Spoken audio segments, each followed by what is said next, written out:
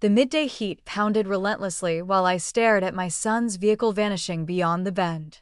The sharp squeal of rubber against pavement served as a harsh end to our dispute. At age 67, I couldn't have pictured myself deserted at a public transit station, my only offspring speeding off in fury. "I'm no youngster, Daniel," I'd stated, my tone quivering even as I strove for composure. "I won't have you organizing my existence like I'm helpless." His reply was typically condescending. "Mother, you're acting irrationally. That retirement home is ideal. It offers programs, healthcare professionals, all the essentials." "All but my freedom," I'd shot back. That's when he slammed on the brakes. "All right. If you're so self-reliant, figure out your own ride back. Perhaps that'll show you that assistance is necessary." It was only once his automobile faded from sight that my dilemma became clear. My handbag, holding my cash and transit card, remained on the counter in my kitchen, forgotten during our hasty departure. My mobile device, snatched hurriedly, displayed a mere 3% power left. A wave of shame warmed my face as I lingered at the transit shelter. A lady my age, stuck without means to return. Widowed for half a decade, 3 decades instructing English classics, and reduced to this, stranded by my sole kid who failed to grasp that residing in that sterile jail of an elderly care center would end me quicker than any health issue. The shelter's seat provided scant relief for my sore joint as I weighed my choices. Walking was possible, yet my residence lay at minimum 4 miles distant. I might request a passerby's telephone, but that required setting aside substantial dignity. And whom would I contact? The handful of peers who drove wouldn't check communications for ages, and reaching out to Daniel was unthinkable. Absorbed in these reflections, I barely registered a person settling next to me until a refined masculine tone addressed me softly. "Excuse me, but I overheard your difficulty unintentionally."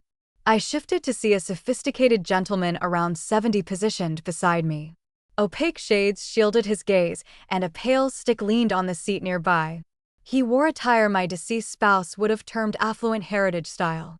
A flawlessly fitted pale ash jacket that appeared relaxed amid the warm season. "I'm all right, truly," I responded instinctively, mortification tinging my words. How much had he caught?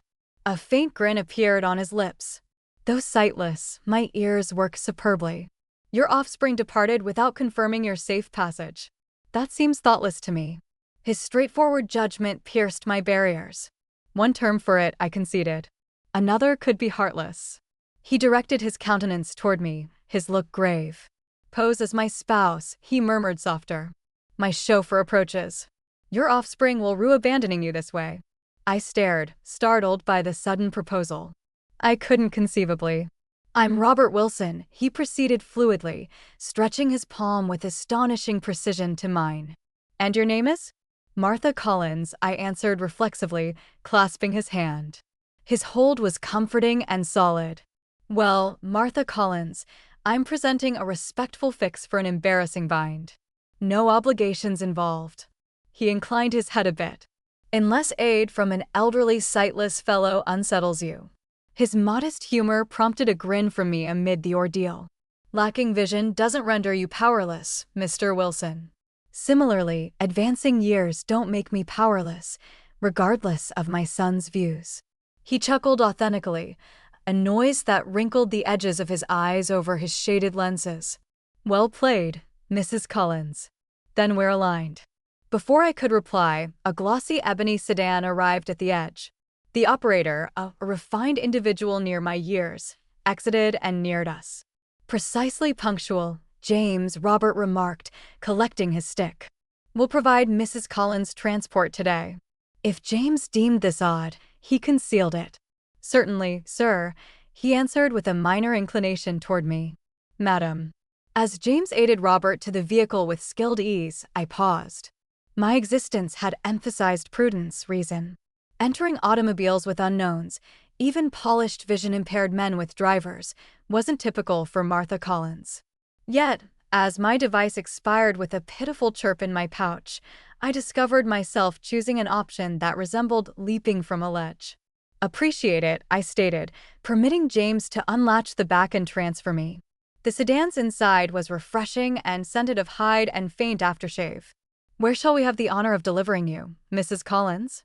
Robert inquired as James ignited the motor. I supplied my location in the unassuming Eastern District, where I'd relocated after disposing of our household residence post Frank's passing. In fact, Robert commented following brief deliberation, "I trust you'll permit me to serve you refreshments beforehand. My residence is close, and following such a turbulent day, you could value a chance to regroup prior to heading back." The appropriate answer would have been a courteous refusal. Instead, I pondered what anticipated me at my place. Vacant spaces and the fading resonance of Daniel's irritated words.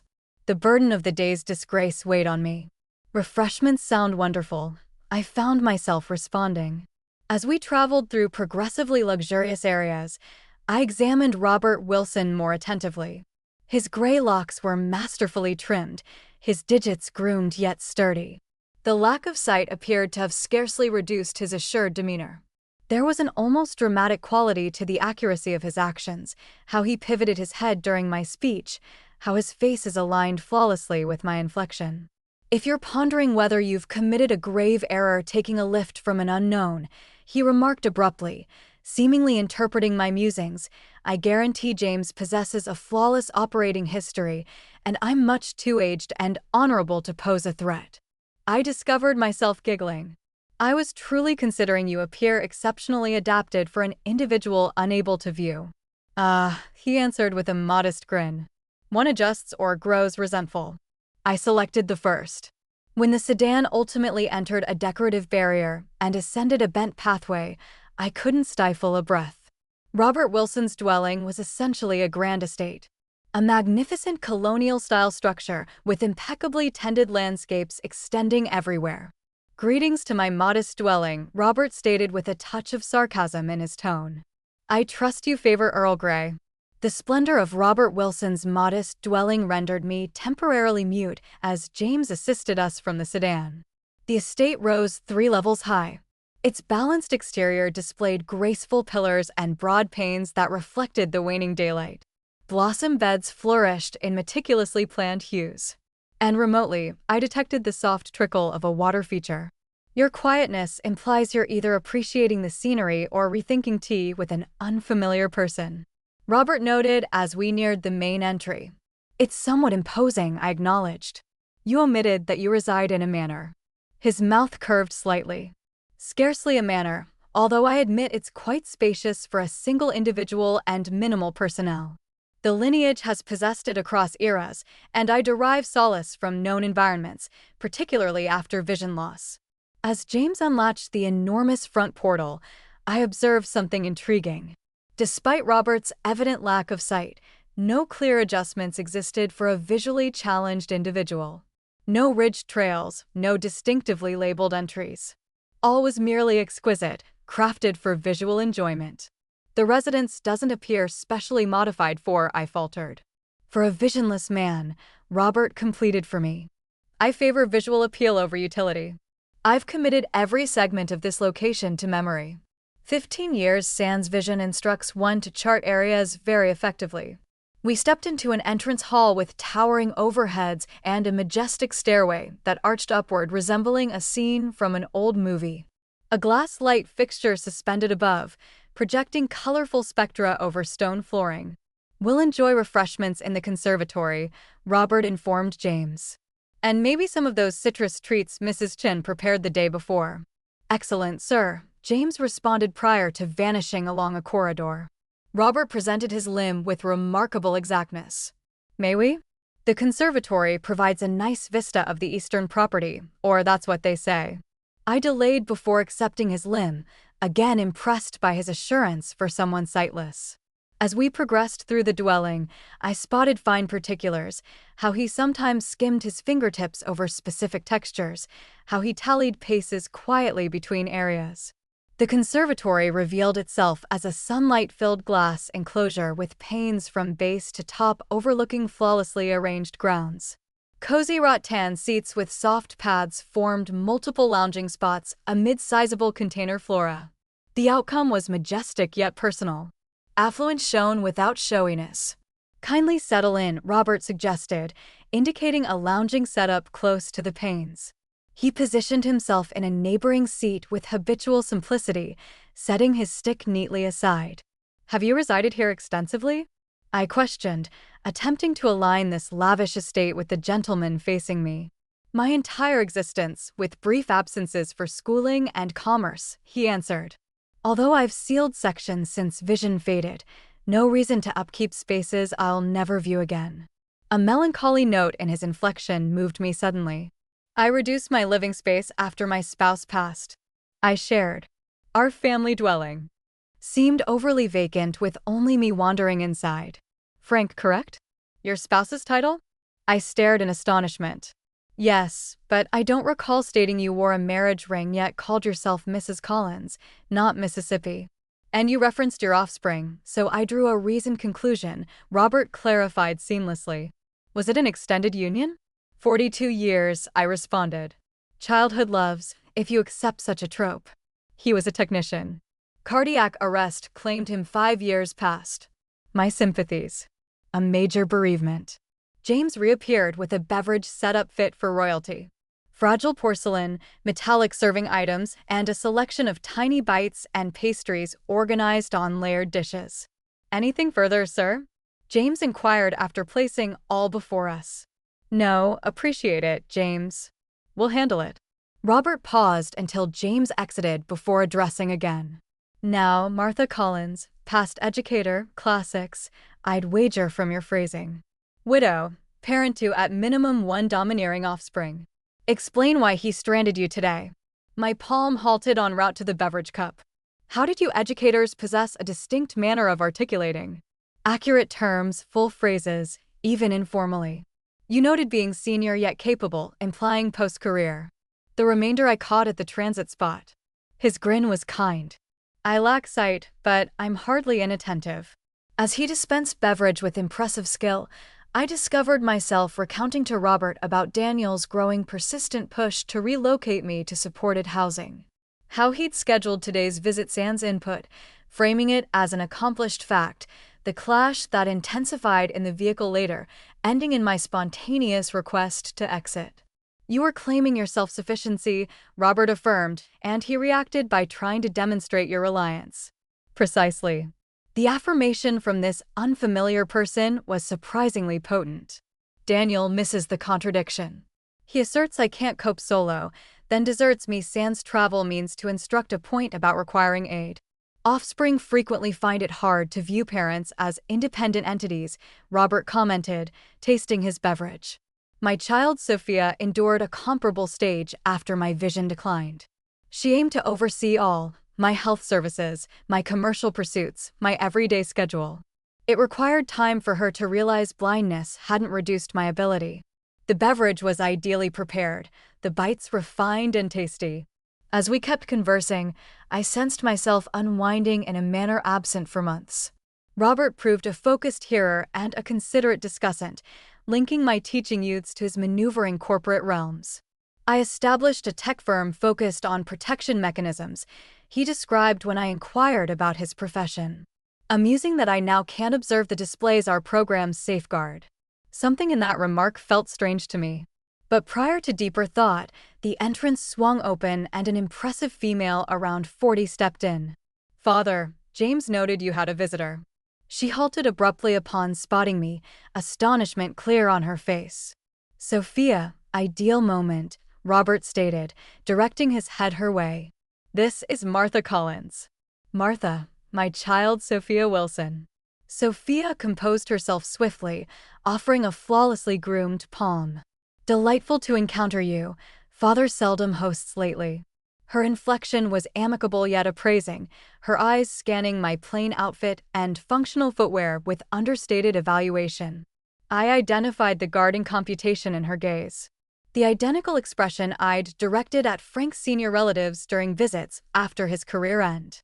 "Your dad saved me from a quite uncomfortable spot," I clarified, succinctly describing my desertion at the transit spot. Something on Sophia's countenance eased. "That matches Father's style perfectly." She eyed her dad with a blend of annoyance and warmth. "Ever gathering wanderers?" "Martha is scarcely a wanderer," Robert rebutted. She's a former classics instructor with an offspring needing basic lessons in honoring his mom's self-rule. Sophia chuckled, an authentic noise that softened her businesslike manner. Well, then you're secure. Father holds firm views on self-rule. She glanced at her timepiece. I must depart. Committee session in half an hour. Will you attend the charity event tomorrow evening? Wouldn't skip it, Robert answered. After Sophia left with a swift peck on her dad's face, Robert angled his head a little. My child, he stated with feigned secrecy, believes I require endless oversight. The vision loss worries her even after so long. I examined him attentively. Something in his behavior bothered me. She appears charming, guarding, but that's expected indeed. Robert placed his beverage cup precisely. Now, shall we organize your return before your offspring dispatches rescuers? James transported me back as dusk extended over the metropolis. Robert demanded to join, citing proper completion of the aid. We positioned adjacent in the opulent rear area, near enough for me to sense the faint aroma of his scent. Something costly and subtle with hints of wood. Your offspring probably frets by now, Robert commented as we entered my road. I checked my timepiece and exhaled. 3 hours since he deserted me. He's either panicked or still raging. My housing complex emerged. A simple yet cared-for setup where most dwellers were pensioners like me. Nothing resembling the lavish property we'd departed. But it was residence. A vehicle sits before your structure. Navy sedan, individual striding next to it. Robert mentioned nonchalantly. I peered through the glass. That's Daniel. Then I stiffened, pivoting to regard Robert keenly. How did you? The sedan halted and Robert's palm located mine with flawless aim. Martha, might you humor me in a minor act? He requested, overlooking my incomplete query. I'd prefer your offspring observe your arrival. Comprehension arrived gradually. You desire him to witness me reaching in a driver-operated premium vehicle with an affluent associate. Exactly. His grin contained a dash of playfulness that abruptly made him seem youthful. A brief instruction in assumptions, maybe. I ought to have declined. It was immature, truly, a minor retaliation. But I recalled Daniel's belittling inflection, how he'd accelerated away, stranding me, his total assurance that I couldn't handle without him. What do you propose? I inquired. Robert's scheme was straightforward. James would unlatch my entrance, with official respect. Robert would depart with my help, emphasizing his vision loss mildly. I would perform presentations and Robert would voice joy at encountering my offspring at last, maybe noting our arrangements for the upcoming days. Nothing outright untrue, Robert guaranteed. Merely sufficient to prompt him to rethink his beliefs about your skills and links. As James stopped behind Daniel's vehicle, I observed my son pivot, his face shifting from anxiety to bewilderment at the premium transport. His gaze expanded as James stepped out to open my entrance, with a formal Mrs. Collins that echoed distinctly in the twilight atmosphere. I emerged, aware of Daniel observing, and turned to support Robert as arranged. He stepped out with stately caution, shaded lenses secure, his palm locating my limb with the habitual contact of one used to traversing existence sans vision. Mother. Daniel rushed nearer, alleviation and puzzlement clashing on his traits. I've been dialing for hours. Your device expired, I provided serenely. The power was almost depleted when you deserted me at the transit spot. He possessed the decency to appear regretful, his eyes flicking between me and Robert, evidently attempting to decipher the scenario. Daniel, I'd like you to encounter Robert Wilson, I stated with intentional ceremony. Robert, my offspring, Daniel. Delighted, Robert stated, offering his palm toward Daniel's vicinity. I've learned a great deal about you. Daniel clasped it mechanically, career habits engaging despite his disorientation. I can't claim likewise. Mother hasn't referenced you. We met only today, I clarified, observing awareness emerge in Daniel's eyes as he spotted the pale stick and shaded lenses. After I ended up suddenly at a transit spot sans travel, the suggestion lingered between us. Daniel adjusted uneasily. Mr. Wilson generously provided me passage, and we uncovered a shared passion for initial U.S. writings. I proceeded fluidly. He's welcomed me to a charity event tomorrow night. Charity event? Daniel repeated. The Wilson Lineage Charity, Robert explained. We supply resources for creative learning and inclusion efforts. Martha's background as a tutor provides useful viewpoint. I observed my son reevaluating the circumstance. His promotional leader brain clearly recalibrating from fresh info. The vehicle, the operator, the charity, the clear indicators of affluence that Robert bore easily. That's fantastic, Daniel achieved. Mother has forever been dedicated to learning. Certainly, Robert answered. Her thoughts on rendering writings available through ages are especially pertinent to our present projects. He pivoted mildly toward me. Until tomorrow, then. James will retrieve you at 6. I anticipate it, I answered, enacting my role with maybe excessive pleasure. Robert's palm found mine, elevating it shortly to his lips in a vintage motion that felt entirely fitting from him. The enjoyment was fully mine, Martha. As James supported Robert back into the sedan, Daniel remained rigid next to me, clearly digesting what he beheld. The glossy transport departed with a soft hum, leaving us solitary on the path. Mother, Daniel started cautiously. Who precisely is Robert Wilson? A man who comprehended that my years don't determine my skill, I answered, fetching my keys from my pouch and advancing to the structure's entry. Daniel trailed, still laboring to match this fresh data with his prior view of his mom. How did you, when did I encounter an affluent, refined gentleman who appreciates my presence and views? I looked back at him. Roughly 20 minutes following your departure and stranding me. Within my residence, Daniel strode while I activated the heater for beverages. A much plainer setup than the arrangement at Robert's estate, but reassuring in its routine. I was anxious beyond measure, Daniel eventually stated. When you weren't present and your device went to messages, I contacted the clinic's mother. That must have been terrifying for you, I recognized, portioning beverage. Elements into my preferred container. Nearly as terrifying as being left sans travel or adequate funds, he grimaced. I was furious. I shouldn't have deserted you there. No, you shouldn't have, I concurred, my tone resolute yet gentle. Just as you shouldn't decide my housing without seeking my input first. Daniel collapsed onto my couch, dragging a palm through his locks in a motion so evocative of his dad that my annoyance lessened mildly. I'm concerned about you residing solo, Mother.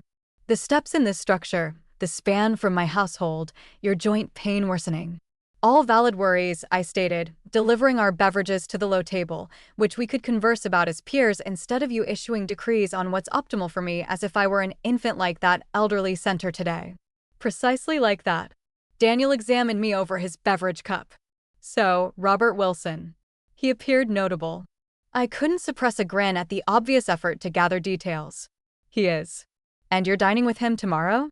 With him and his charity committee? Yes. My son paused.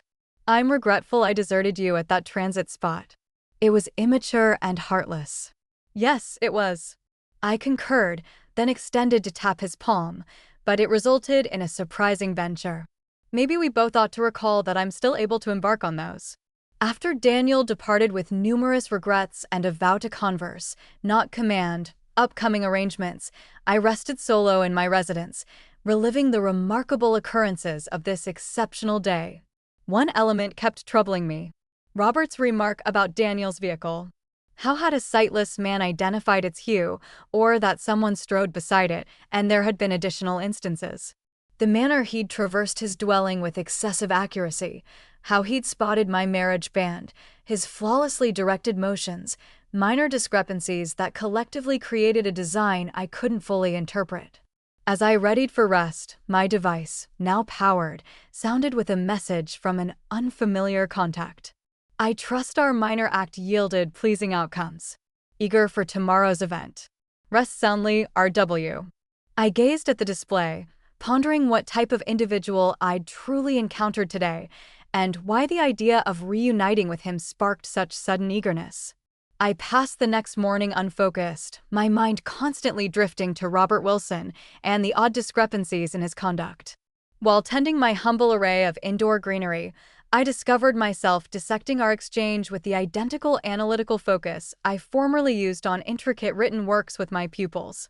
A sightless man who detected a Navy vehicle and a striding person from a traveling transport, who dispensed beverage with ideal exactness, whose dwelling missed the touch-based alterations one would anticipate, who messaged me personally instead of via his aide. The evident deduction appeared improbable that Robert Wilson, rich benefactor, was not genuinely sightless. But if accurate, why uphold such a detailed ruse? What goal could it feasibly achieve? At midday, a package came. A stylish container holding a scripted message in elegant handwriting for tonight's charity event. I ventured to have Sophia choose something suitable. If it doesn't suit your preference, kindly ignore. Robert, within was a gorgeous navy gown in precisely my dimensions, with a woolen shawl and refined adornments to enhance it. The boldness should have irked me. Instead, I discovered myself cautiously suspending the gown to smooth any folds, my digits lingering on the sumptuous material. It had been ages since someone gifted me apparel, even longer since I'd had reason to don something so refined. My device rang as I was inspecting the matching gem earpieces. Mother. Daniel's tone bore a hesitant quality I seldom heard from my assured offspring. I wished to follow up after yesterday. I'm well, Daniel, I reassured him, positioning in my reading seat. Actually, I'm gearing up for tonight's gathering. Regarding that, he coughed lightly. I researched Robert Wilson.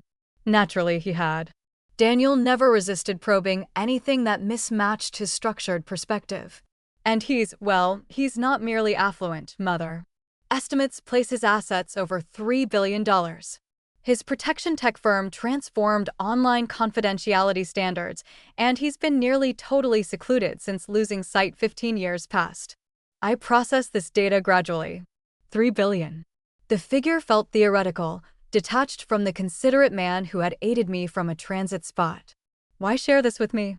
I questioned at last. Daniel delayed. Because it's strange that someone who seldom surfaces publicly would abruptly show interest in my mom. I'm worried he could have hidden agendas like I couldn't conceal the humor in my tone. Enticing a 67-year-old former tutor for her immense wealth in used volumes. Mother, kindly. I'm earnest. Individuals like Wilson function uniquely. All is calculated. Maybe his calculation was purely benevolence to an unknown, I proposed. Not all possesses a scheme, Daniel. After concluding the discussion with assurances I'd be cautious, I resumed pondering the navy gown and the mysterious man who dispatched it. My educator's intellect couldn't release the discrepancies, the enigma fragments that didn't fully align. I discovered myself conducting my own inquiry, entering Robert Wilson, visionless tech tycoon, into my pads finder. The outcomes were revealing. Reports portrayed Wilson as a withdrawn prodigy who had persisted leading his firm distantly after vision loss to a progressive disorder. Images displayed a younger Robert at sector gatherings, perpetually impeccably attired, frequently beside global heads and innovation leaders. Noting how Robert had elevated my secondary instructing role to academia. A joy to meet you, Scholar Collins, Ella radiated. How invigorating to encounter fresh presences in Robert's group. He's turned so withdrawn these recent times. With valid cause, Robert answered fluidly. Crowded assemblies are tough sans vision. Naturally, Elaine retreated instantly. I didn't intend no harm received, he guaranteed her. Now, if you'll pardon us, I think the leader is signaling for my notice. He wasn't, naturally. The leader was immersed in discussion with a cluster of entrepreneurs near the refreshment area, his rear to us. The leader is truly occupied elsewhere. I commented softly as we distanced from Elaine. Robert's lips bent upward. Is he? How handy. Elaine's donations are oppositely related to her dialogue finesse. I giggled despite myself. A handy social exit tactic, asserting to spot folks needing your focus. His strides wavered nearly invisibly, and I recognized my verbal snare too tardy. A manner of expression. He regained composure fluidly. James typically indicates when someone attempts to attract my gaze, but James was distant from us then, and we both knew it. Before I could pursue the matter, Sophia materialized, graceful in a deep red robe that complemented her dark tresses. Father, we're commencing the display soon. Martha, I've placed you at our lineage table. She eyed between us, a spark of doubt crossing her traits. I trust you're having fun. Greatly, I answered. Your dad has been presenting me to quite a remarkable collection of individuals, has he? Sophia's tone bore a hint of worry. Father shines at connections despite his constraints. The mild stress wasn't missed by me. Sophia was claiming ground, reminding me of her dad's fragility, or at least his claimed fragility. The meal was a lavish multi-stage feast, interspersed with short addresses about the charity's efforts. Robert presented his comments with magnetic accuracy, never glancing at records he couldn't peruse, traversing the platform with rehearsed steps that seemed wary but never unsure. I viewed the display with fresh consciousness, observing how the crowd reacted with that specific mix of respect and compassion saved for those conquering hardship. When he returned to our arrangement, I inclined close under the guise of aiding him find his liquid vessel. Notable address. One might nearly overlook you can't view your crowd. He tensed briefly, then relaxed, his digits locating mine under the covering. One readies meticulously when acting sans sight, he whispered. Stress on the last term, so faint I might have envisioned it. During the meal, I listed further inconsistencies. Robert recognized a vegetable spear on his dish without contact. He responded to Sophia's subtle limb indicators from opposite the table. Most revealingly, when a server unintentionally toppled a holder of vessels at the distant room end, Robert's head pivoted toward the shatter a split second prior to it, as if he'd witnessed the holder wobbling. After sweet, the official segment of the night ended, and attendees started mingling anew, as a modest ensemble performed gentle traditional tunes. Robert directed me toward a calmer nook near the gallery's carved outdoor space. You've been exceptionally silent, he noted. Two bubbly vessels in grasp, reconsidering linking with me. Not in the least, I answered, accepting the provided vessel. I'm merely watching. And what have your watches disclosed, Scholar Collins? There was a dash of dare in his tone, nearly whimsical. I took a purposeful taste of bubbly, pondering my method.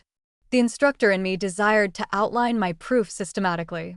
The lady, who had been belittled and undervalued by her offspring, desired to show her intellectual sharpness.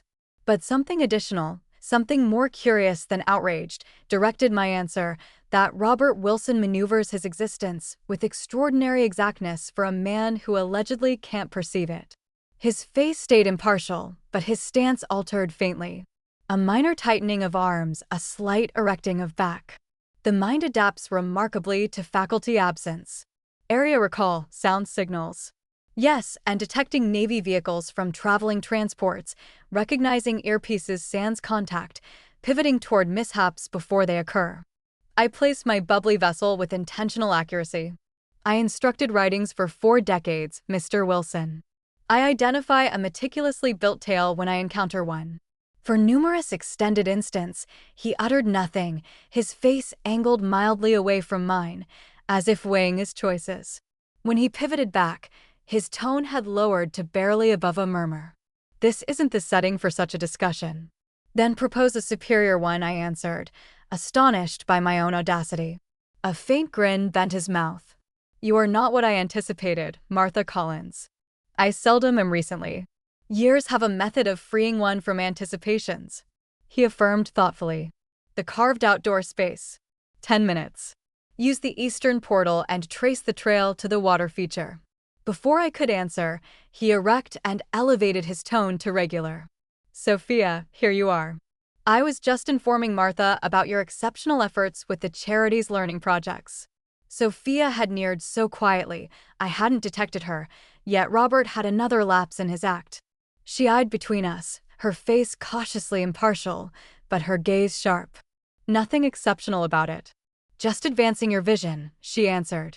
Martha, I trust Father hasn't dominated your whole night. There are multiple committee members who'd adore to learn your teaching viewpoint.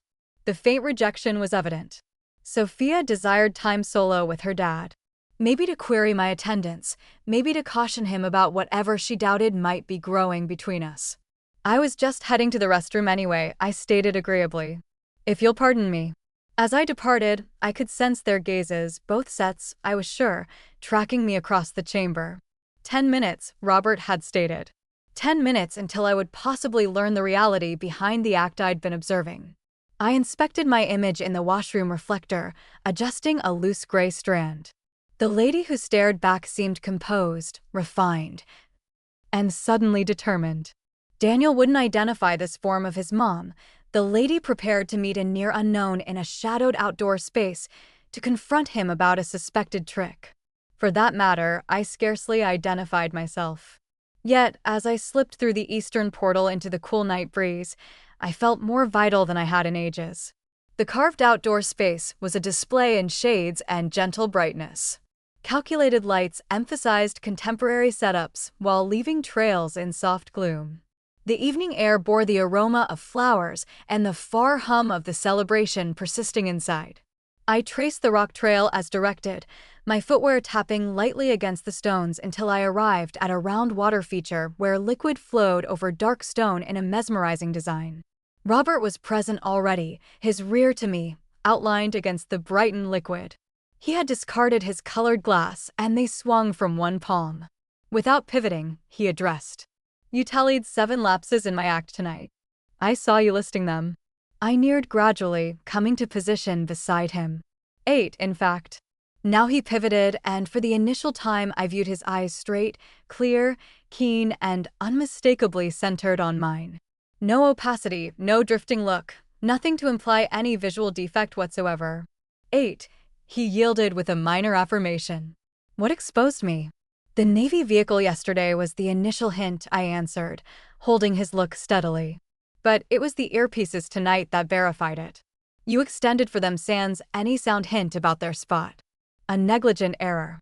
Usually, I'm more controlled. Why? I questioned plainly. Why feign blindness? Robert exhaled and indicated a rock seat nearby. Shall we rest? It's a fairly lengthy account. The seat was chill beneath me as we settled adjacent, close enough our arms nearly contacted. Robert stored his glass, evidently having no additional need for them in my company. 15 years passed, he started. I wasn't simply affluent. I was prominent. Publication fronts, broadcast discussions, confidential sessions with heads of state. My firm's protection advances made me a visible entity in a domain where obscurity is paradoxically the supreme indulgence. He delayed, his outline distinct against the dark. Then arrived the dangers. Not merely standard enterprise spying or arbitrary bother that accompanies riches, but focused threats against my kin. Sophia was yet in university then. Someone dispatched her images captured inside her lodging chamber along with details about the protection setups guarding our homes, suggesting they could penetrate them whenever. I sensed a shiver unrelated to the night breeze. How dreadful indeed. We bolstered security obviously, but the mental harm was complete. Seclusion, genuine seclusion, had turned unattainable. His palms clenched in his lap, a faint sign of recalled strain. Then I acquired retinal deterioration. Mild, manageable, barely hindering with current treatments. But it sparked a notion to vanish while staying visible, I whispered, comprehension emerging. Exactly, he pivoted toward me, his look direct and steady. The society handles sightless individuals differently. They avert eyes. They converse as if you're absent. They undervalue you deeply. I viewed a chance to form a barrier, a means to traverse existence, with all perceiving only what I desired them to perceive. An affluent, sightless hermit inspiring sporadic inspirational tales, but otherwise undisturbed. But the pretense is so detailed, I commented your dwelling, your conduct, this charity. It commenced as a temporary fix, a break from public examination, but the extended it lasted, the more it turned a cage of my own design. His tone bore a fatigue I hadn't sensed prior. Now solely James and Sophia know the facts. And you, Martha Collins, who perceived through me with remarkable sharpness after fewer than 2 days, I pondered this remarkable admission, rotating it in my thoughts.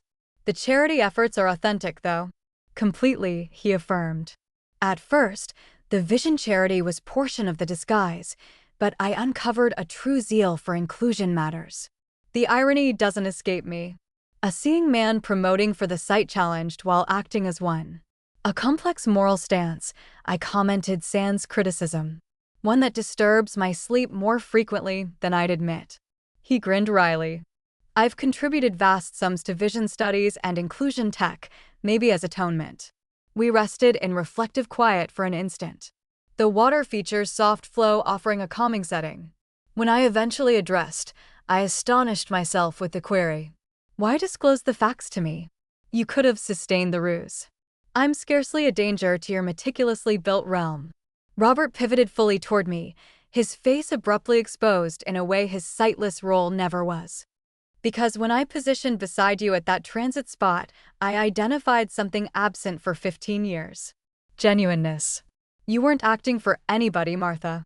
Even shamed and deserted, you upheld a poise unrelated to facades." His frankness surprised me. For a man who had existed behind a mask so long, this disclosure appeared nearly painfully sincere. And then, he proceeded, "You began spotting the discrepancies. Most folks perceive what they anticipate. You truly watched. It was revitalizing. Alarming, but revitalizing. Alarming you." I couldn't hide my doubt. A tycoon fearful of a former educator. "Not fearful of you," he explained. "Fearful of being perceived. Truly perceived sans the shield of either riches or handicap to warp the view." His palm shifted tentatively toward mine on the seat between us. "Do you grasp what I'm expressing, Martha?" I did, with surprising sharpness. Robert Wilson, for all his riches and influence, had been concealing from true bonds. The blindness that started as safeguard had become an obstacle between him and real human exchange. "What will you do now?" I questioned, permitting his digits to mildly contact mine. "Sustain the pretense with all others?" "For the present," he conceded. "The option would be intricate, to put it mildly, but with you?" He delayed. "With you, I'd prefer to be merely Robert. No act, no facade." The exposure in his plea touched something within me. A recognition of how scarce truly sincere bonds become as we mature. How much of existence turns act and adjustment. "I believe I'd favor that," I answered gently. "Though it prompts wonder about what other shocks you might conceal, Mr. Wilson." His chuckle was sudden and sincere. "Valid worry, but I vow the false blindness was my chief ruse. All else, the riches, the charity, my nature, that's all real." A polite cough disrupted us. James positioned at the outdoor entry, his face professionally impartial, despite surely witnessing our palms contacting and Robert sans his glass. "Sir, Ms. Wilson seeks you." The leader is readying to exit and desires to bid farewell. Robert exhaled, unwillingly retracting his palm from mine. "Return to the act," he whispered, fetching his glass from his pouch. As he placed them on, I observed the change. His stance subtly shifted. His face grew more reserved, his actions more calculated. Before we re-entered the celebration, he pivoted to me once more.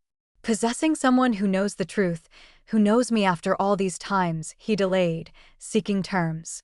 "It feels like surfacing for breath after submersion too long." As we re-entered the bright illumination and social routine of the celebration, I pondered what I had entered.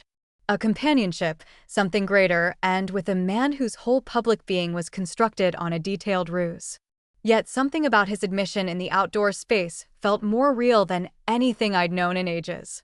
Sophia blocked us instantly, her eyes narrowing mildly at our combined reappearance from the outdoor space. "There you are, Father." The leader's departing, her look shifted to me, evaluating. "Martha, I trust you've relished our modest gathering." "It's been enlightening," I answered, meeting her gaze steadily.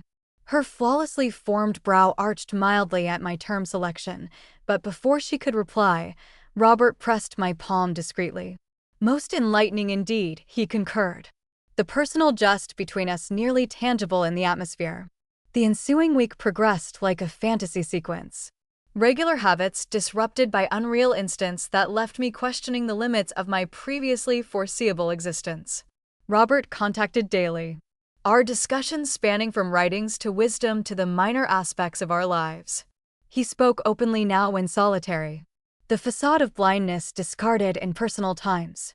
On Wednesday, he welcomed me to a meal at his dwelling. A genuine feast, he specified, not merely spontaneous refreshments for a stuck transit rider. I agreed, ignoring the minor voice of warning that had ruled much of my mature life. At 67, I reasoned, I had merited the privilege to make unwise selections. Daniel contacted that day, his schedule so dubious, I wondered if he had somehow acquired an intuition for his mom's unusual choices. I examined the Wilson charity. He declared Sans introduction. Their learning projects are truly remarkable. They've supported reading schemes in 20 regions. How diligent of you, I answered, choosing earpieces for the night. Any specific cause for your inquiry? Just ensuring all's valid. His delay was revealing. You've been passing time with this individual? I exhaled, setting the earpieces. Daniel, your worry is recorded, but needless. Robert Wilson is precisely what he seems, a rich benefactor with a focus on learning. The humor of this declaration, technically precise while hiding the reality about Robert's sight, didn't escape me. I had become involved in his ruse, at least by omission. So you're associating with him socially? Daniel urged. We're companions, I answered. The description feeling at once insufficient and bold. What were we precisely? Two individuals who had exchanged an uncommon instant of sincerity, linked by a mystery and perhaps by something more fleeting. When I reached Robert's estate that night, the mood had shifted faintly from my initial visit. James welcomed me with the identical official politeness, but guided me to a smaller, more personal eating chamber rather than the majestic official one I'd glimpsed before.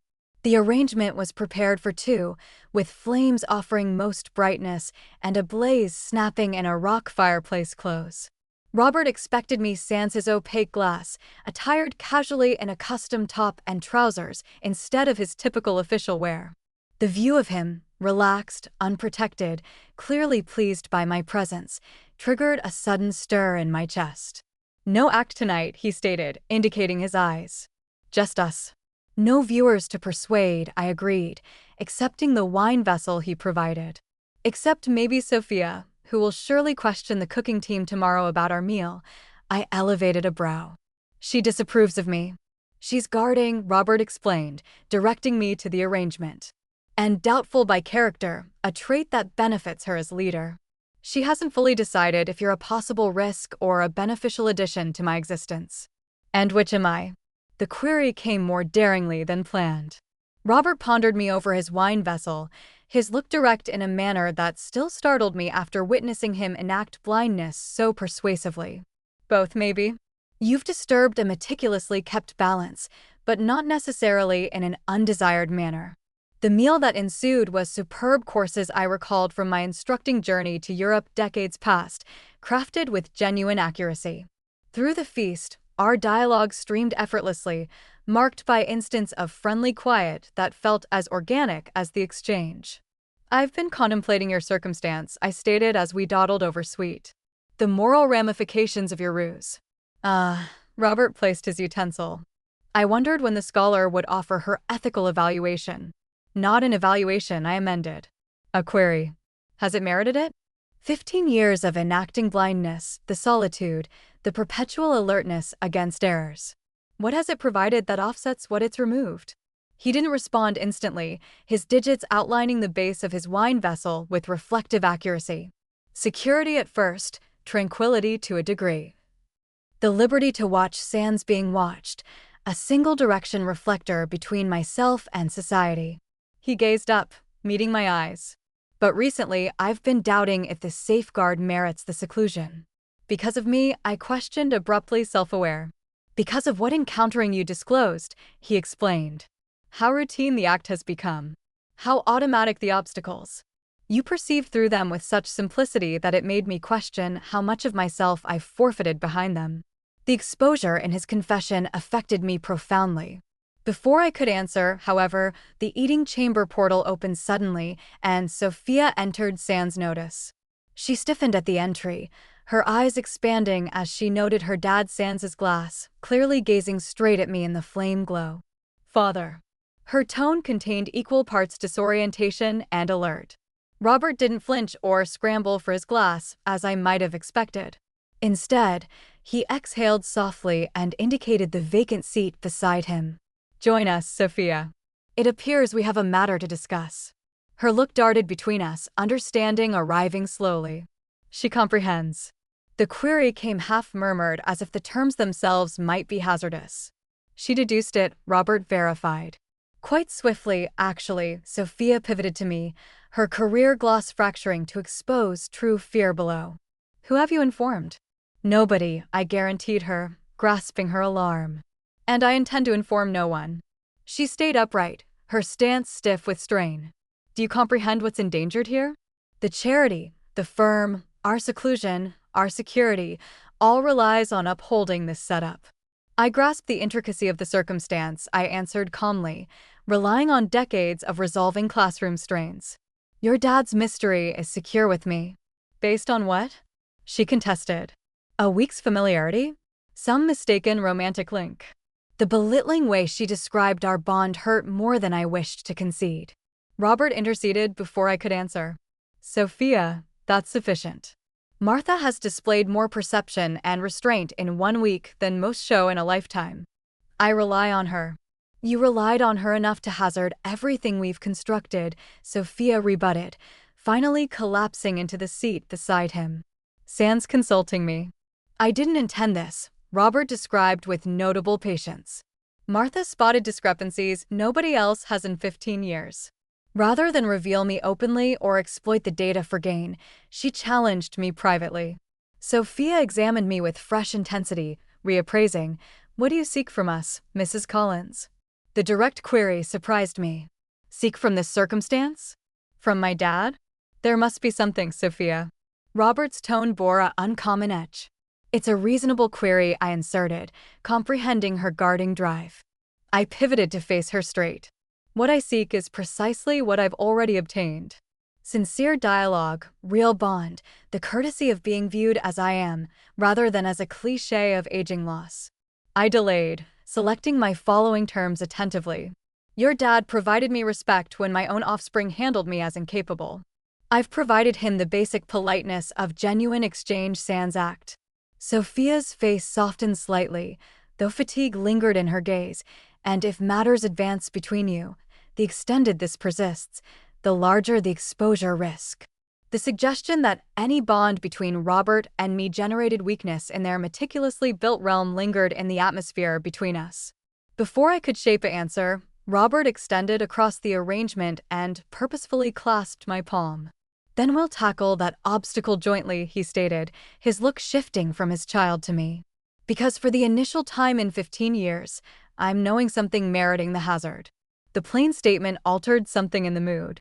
Sophia's stiff stance relaxed mildly, and I sensed a warm assurance diffuse through me unrelated to the wine or the blaze's warmth. Whatever complex route lay forward, we would traverse it jointly. Two individuals who had identified in each other something uncommon and worth safeguarding. I should depart, I stated eventually, conscious that parent and child required seclusion to handle this evolution. It's becoming late. As James transported me back later that night, I contemplated the remarkable shift my existence had taken since that instant at the transit spot. 1 week past, I had been a former educator battling for self-rule against my benevolent but dominating offspring. Now, I was involved in a tycoon's detailed ruse, pondering a bond that would demand navigating complexities I could barely envision. Yet, despite the issues, or maybe due to them, I felt more dynamically alive than I had in ages. Saturday dawn delivered sudden sunlight after days of seasonal downpour. I was savoring coffee on my tiny terrace when the speaker buzzed, announcing an arrival. Daniel positioned in the corridor, a pastry container in grasp, and a look of resolved optimism on his face. Reconciliation gift, he stated, raising the container. Those nut pastries you enjoy. I recognized the motion for what it was, an effort to restart our bond after the transit spot event. The schedule, however, appeared suspiciously matched with my growing link to Robert. Over coffee and treats, Daniel kept cautious talk on neutral subjects, his kids' pursuits, a forthcoming job meeting, local updates. Only after his second serving did he address the topic evidently burdening his thoughts. So this companionship with Robert Wilson, he commenced with rehearsed ease. It appears to be ongoing. It is. I verified, wiping treat remnants from my digits. We relish each other's presence. Daniel affirmed. His promotional leader mined visibly computing methods. He's a curious selection of companion. His fame for seclusion is well recorded. Maybe that's altering, I answered non-bindingly. Mother, Daniel placed his cup with intentional accuracy. I desire you to be cautious. Men like Wilson function in distinct realms with distinct guidelines. The authority disparity alone. Authority disparity? I interjected, unable to stifle a chuckle. I'm not an innocent youth dazzled by riches, Daniel. I'm a 67-year-old former educator who's nurtured a kid, interred a spouse, and handled her own existence quite adeptly. That's not what I implied. He possessed the decency to appear ashamed. It's just that folks with his degree of riches and sway often possess complex existences, plans that aren't instantly clear. If only he knew how precise his worry was, though not in the manner he pictured. Robert's complex existence stretched far beyond usual affluent oddity. I value your worry, I stated, easing my tone, but I rely on my assessment of Robert. Complex existence and all. Daniel seemed prepared to pursue the matter further when his device sounded. Checking the display, his face changed to astonished identification. It's the workplace on a weekend. I should respond. He stepped to the terrace for seclusion, leaving me to remove the morning meal items. Through the transparent portal, I watched his discussion evolve from annoyance to keen curiosity. When he re-entered, his manner had fully transformed. That was amazing, he stated, storing his device in his pouch. My group just received a contact from the Wilson charity. They're seeking a promotional ally for their countrywide reading project, and somehow my title emerged as a suggested link. I kept an impartial face, though inside I was linking clear connections. What a lucky happenstance. Happenstance? Daniel echoed gradually, examining my face. Mother, did you influence this? I noted to Robert that you operate in promotion, I conceded. Nothing more detailed than that.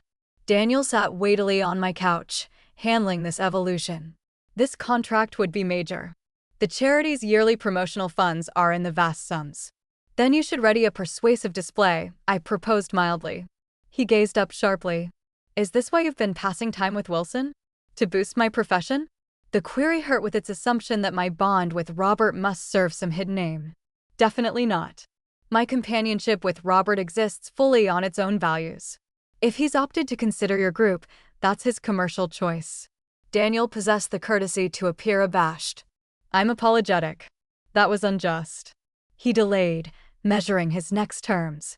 It's just hard to align the secluded tycoon from commerce reports with the man who's abruptly dining with my mom. Individuals are often more intricate than their public images imply, I answered, the minimization nearly prompting a grin despite my annoyance. After Daniel departed to ready for his sudden commercial chance, I got a message from Robert. Was that overly obvious an olive extension? Sophia proposed a subtler method, but I discover at my years that time for subtlety feels progressively restricted. RW, I grinned at the note. Obvious, but successful.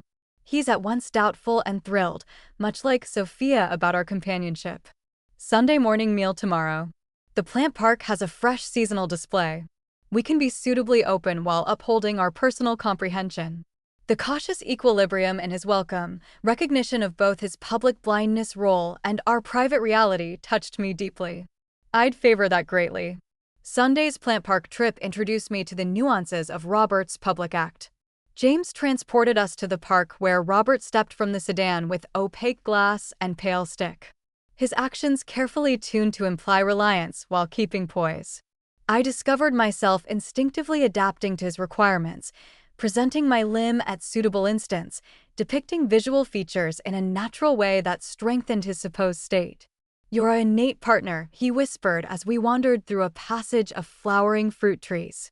Most overdue. Too vocal, too detailed, too assisting.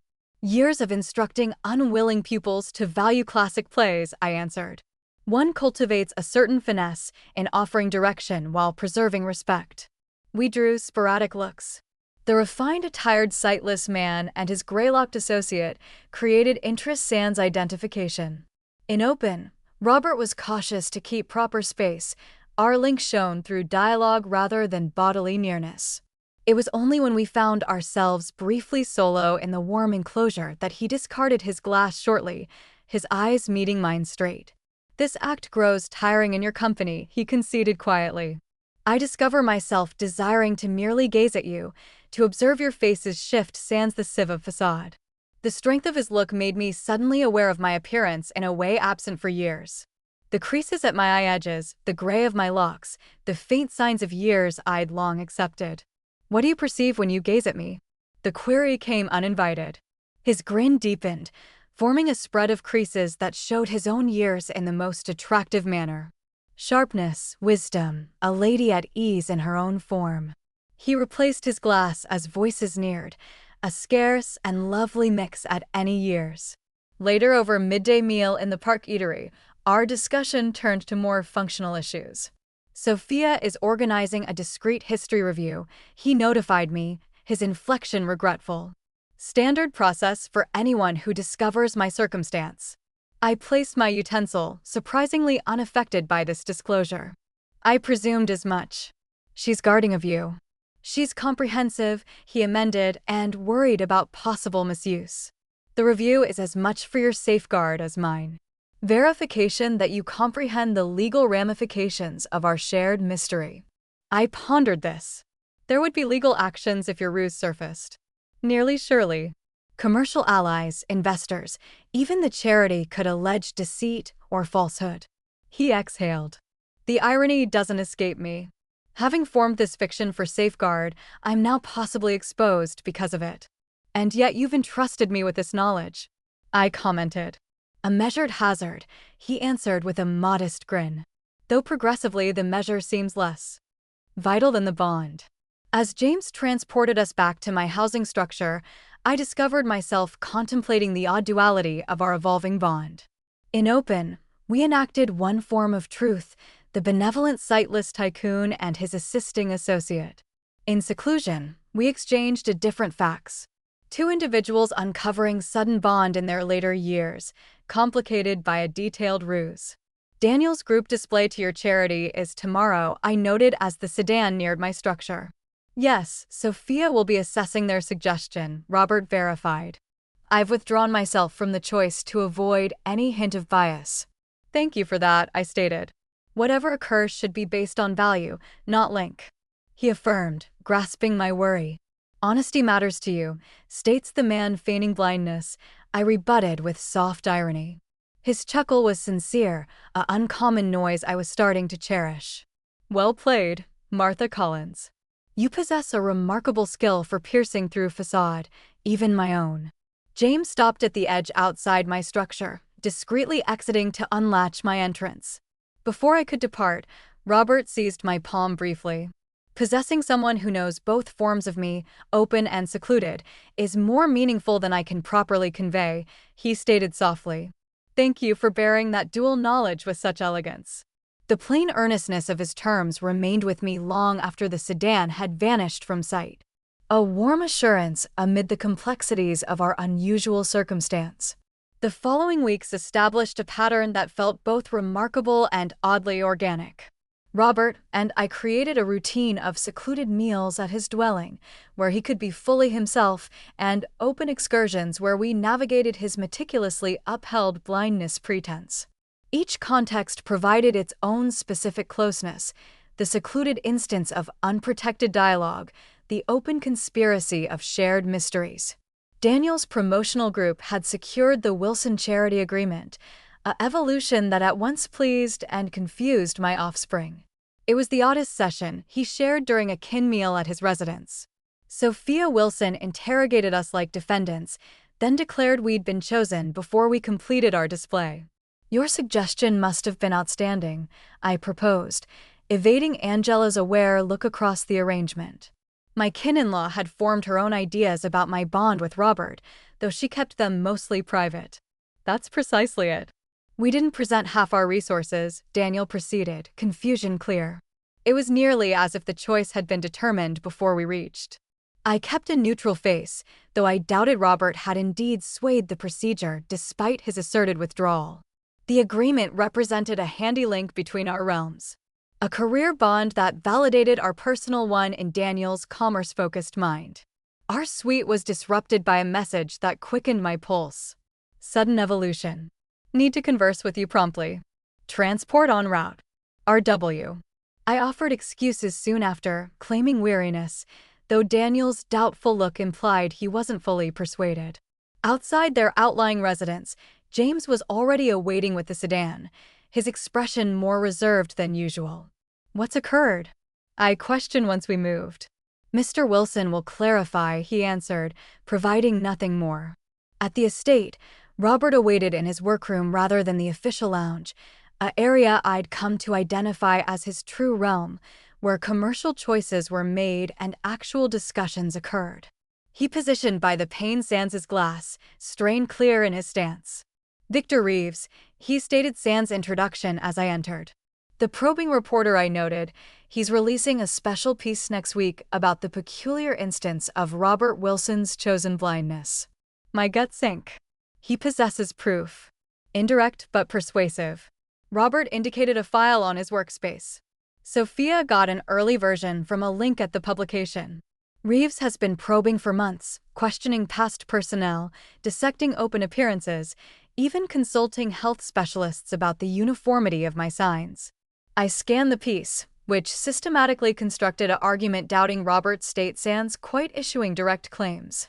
The reporter had recorded faint inconsistencies in Robert's conduct at open occasions, noted the curious absence of health experts visiting the estate, and quoted unnamed origins describing events where Robert had seemingly reacted to visual triggers. This halts just before labeling me a deceiver, Robert commented, while sowing the idea in reader thoughts. Legally cautious, but effectively harmful. What will you do? He exhaled, dragging a palm through his gray locks. Sophia and our legal group are exploring choices. A preventive declaration, possible legal steps for slander, or merely disregarding it and rejecting any queries as groundless conjecture. I pondered the piece again. None of his proof is conclusive. It's all indirect, subject to reading. True, Robert agreed, but it poses queries that could prompt greater examination, which ultimately might reveal more solid proof.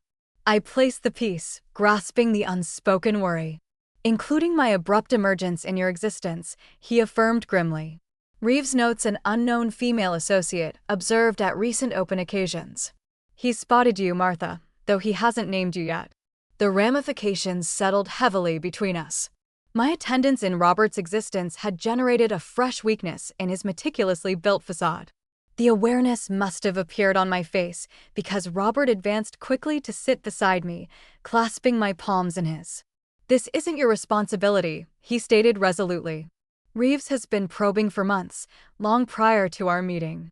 If anything, I've been becoming negligent over time, too relaxed in the act. Still, I answered, my attendance complicates your circumstance. Perhaps we should be more reserved until this fades. Robert's face tightened. Is that what you desire? To withdraw from this bond. The query bore weight beyond the instant crisis.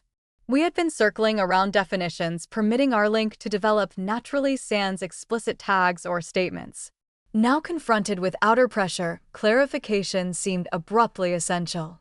No, I responded sincerely. That's not what I desire at all. His relief was apparent. Good, because I've become quite connected to having you in my existence, Martha Collins. The concession, simple as it was, shifted something between us. Robert elevated one palm to my face, a motion of such gentle closeness that my breath halted. When he inclined forward to kiss me, it felt like the most organic advancement conceivable. The peak of comprehension and bond building over weeks of shared mysteries and sincere dialogue. The kiss was soft, nearly tentative initially, then intensifying as decades of knowledge replaced youthful doubt. When we eventually separated, I discovered myself grinning despite the crisis that had summoned me. Well, I stated softly. That surely complicates the reporter's probe. Robert chuckled, the strain in his face easing. Martha Collins, your remarkable skill to find amusement in tough situations is one of the many causes I'm developing love for you. The statement lingered in the atmosphere between us, sincere and leisurely. At our years, such concessions carry different significance, less theatrical fervor, more deliberate assurance. I'm quite attached to you too, Robert Wilson, I answered, the minimization intentional and mutually grasped. Fraudulent blindness and all, his grin broadened at that, but swiftly sobered as facts reasserted. We need to resolve how to manage this circumstance. If Reeves releases his piece, then we confront it jointly. I completed for him, whatever results follow. Late that night, as James transported me back, I discovered myself contemplating the remarkable turn my existence had taken since that instant at the transit spot. In just over a month, I had transitioned from a widow battling for independence from her benevolent son to a woman entangled in a tycoon's elaborate deception and now facing potential public scrutiny. Yet, despite these complications, or perhaps because of them, I felt more engaged with life than I had in years. The woman who had once structured her days around reading group sessions and joint care now navigated dual realities and contemplated public scandals with a strange exhilaration. Daniel was awaiting outside my housing structure when we arrived, his face a mix of worry and outrage. "You left the meal to meet him, didn't you?" he demanded as I stepped from the sedan. "Mother, what's truly happening between you and Wilson?" I exhaled, too emotionally exhausted from the night's developments to fabricate convenient excuses. "It's intricate, Daniel, and yes, we're more than casual acquaintances." "Are you?" He struggled to form the query. "Romantically linked with this man." The straightforwardness of his inquiry posed while standing on a public walkway struck me as both improper and somehow freeing. The former Martha Collins might have deflected or softened the truth to spare her son's discomfort. The woman I was becoming opted for sincerity. "Yes," I answered simply. "We are." Daniel's face cycled through shock, confusion, and finally a peculiar acceptance. "I don't comprehend this at all," he conceded. "But I suppose that doesn't matter, does it?" "Your comprehension matters to me," I told him gently. "But your approval isn't required. I've spent years prioritizing your comfort and preferences, Daniel. Now I'm choosing my own joy." As he drove away and I entered my quiet residence, I felt an unexpected sense of calm despite the threatening peace, the complicated bond, and my son's evident unease. At 67, I had finally realized that life's most meaningful sections might still be unwritten, awaiting the courage to turn the page. The Sunday morning when Victor Reeves's piece was released dawned with misleading peace. I awoke early, prepared coffee, and opened the online version of the publication on my pad with apprehension. The feature appeared prominently on the main page, the peculiar case of Robert Wilson's selective blindness, generosity, seclusion, or deceit. The work was more condemning than the draft we'd viewed. Reeves had added recent images from the plant park, including one of me guiding Robert past a carved setup. Though my face wasn't clearly visible, the description speculated about the Enigma lady increasingly seen in Wilson's company and questioned if she was involved in upholding his illusion. My device rang before I'd finished perusing. It was Sophia, her tone tightly managed. "Have you viewed it?" "I'm perusing it now," I verified. "It's worse than the draft. The calls are already coming. Commerce associates, charity allies, reporters seeking statements." She delayed, her career composure momentarily slipping. "This could ruin everything we've constructed, Martha." The use of my first name rather than the formal Mrs. Collins she typically used marked the seriousness of the situation. Before I could respond, she continued, "Dad wants you at the residence. We're holding an urgent strategy session in 30 minutes. Can you come?" "Of course," I said, already moving toward my sleeping area to attire. "I'll be there as swiftly as possible." James arrived promptly, his usual impassive face replaced by stern efficiency as he navigated morning travel. At the estate, security was visibly increased. Extra guards at the barrier, others patrolling the property. The press had already assembled at the boundary, equipment ready. Inside, the mood was that of a command center. Robert sat at the head of his workroom's meeting table, encircled by legal consultants, publicity experts, and Sophia, who strode while speaking quickly into her device.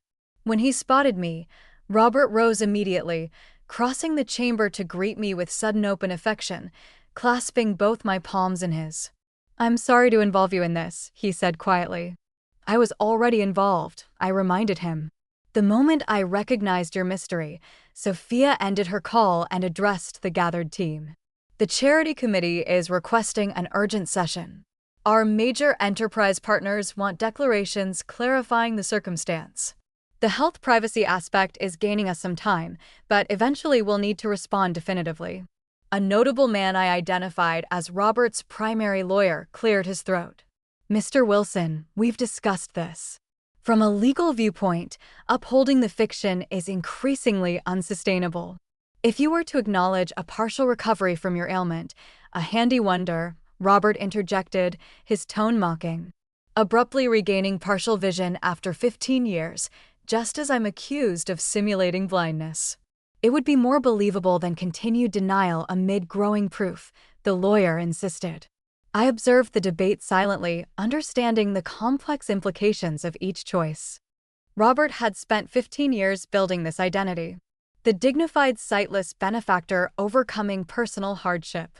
Admitting deception would undermine not only his personal trustworthiness, but potentially the charity's efforts, the firm's stability, and the seclusion that had become so valuable to him. After an hour of increasingly repetitive discussion, Robert raised his palm for quiet. I need to speak with Martha alone, he announced. Everyone else, take 30 minutes. The chamber emptied swiftly, though Sophia lingered at the doorway with clear reluctance before finally following the others.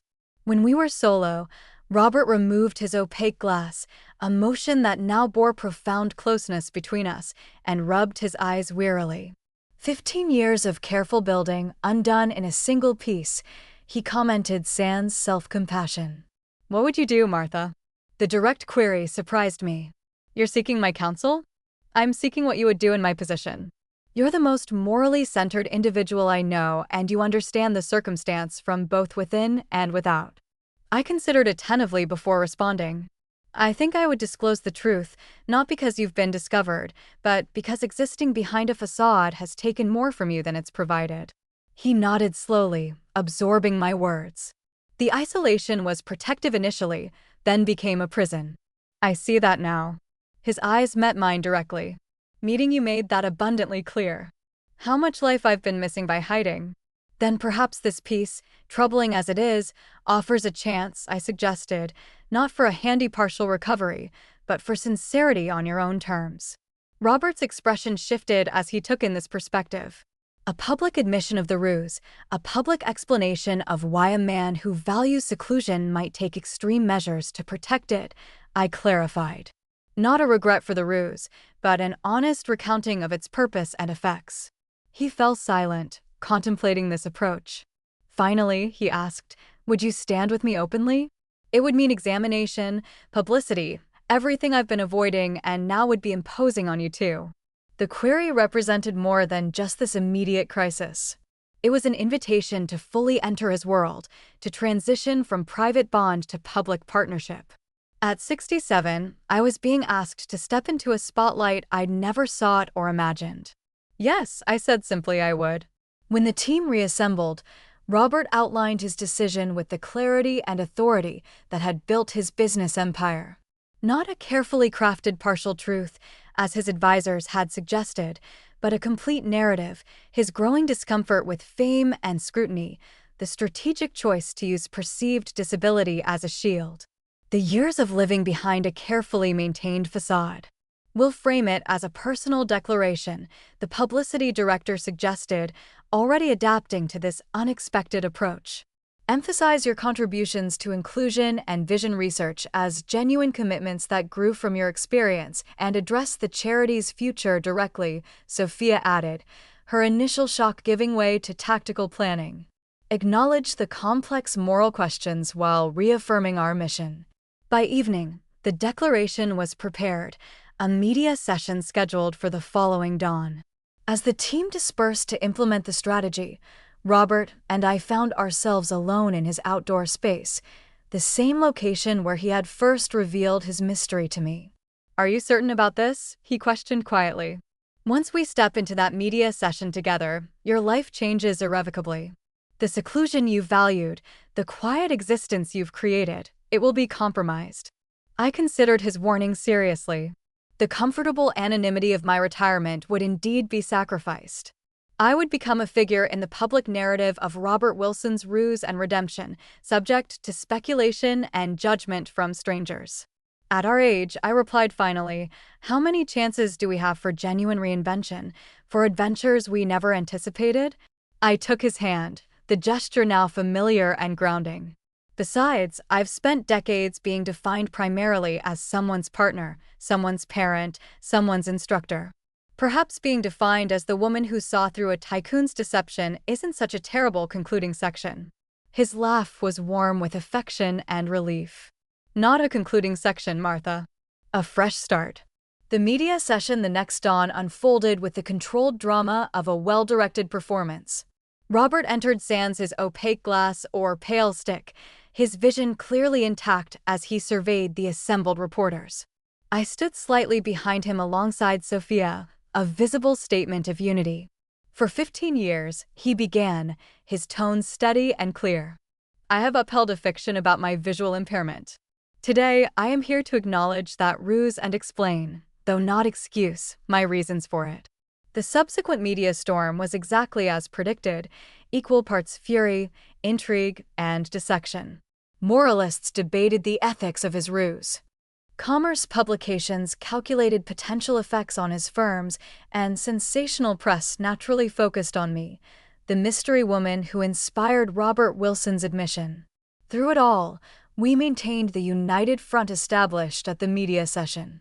The charity's efforts continued, its mission reaffirmed through new projects specifically addressing openness and moral management. Sophia, after her initial opposition, proved remarkably adaptable, leveraging the circumstance to highlight her guidance during this shift.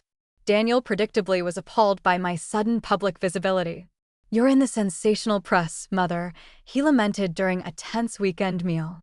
"People at work are asking if you're really involved with a tycoon who simulated being sightless." "And what do you tell them?" I questioned, genuinely curious.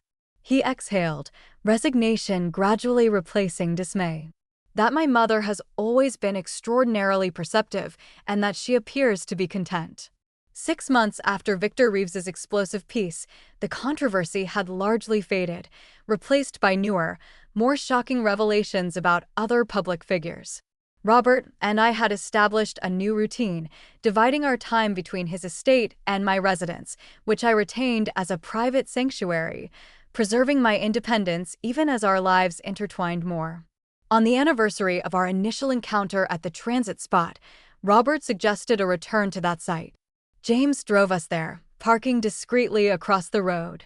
1 year passed, Robert reflected, you were deserted here sans resources, and I was confined in a ruse of my own creation. And now, I prompted, enjoying the symmetry of returning to where our tale started. Now we're both liberated in ways neither anticipated. He reached into his pouch, withdrawing a small fabric box, which brings me to a query I never imagined posing at this life stage. Inside the box was a gem ring, graceful in its simplicity. "Martha Collins," he said formally. "Would you consider union with a reformed deceiver who has never perceived more clearly than when he met you?" I chuckled at his characteristically honest self-mockery. "I would," I replied, allowing him to place the ring on my digit. "Though I insist my offspring escort me down the path, however much he struggles to comprehend us." As we sat together at the transit spot where everything had altered, I thought about the extraordinary journey from that first meeting, the deserted parent, the apparently sightless gentleman, and a whispered proposal that led to revelations neither could have foreseen. "Your offspring will rue leaving you," Robert had said that day. He had been correct, though not in the manner either expected. Daniel's careless desertion had opened the door to change, not just for me, but for Robert and ultimately for Daniel himself, who was slowly learning to view his mother as a woman with her own tale still developing. Sometimes the most significant travels begin at the most ordinary locations, like a suburban transit spot where a forsaken woman and a man concealing an open view discovered that being truly perceived with all our complexities and contradictions is perhaps the greatest liberty of all.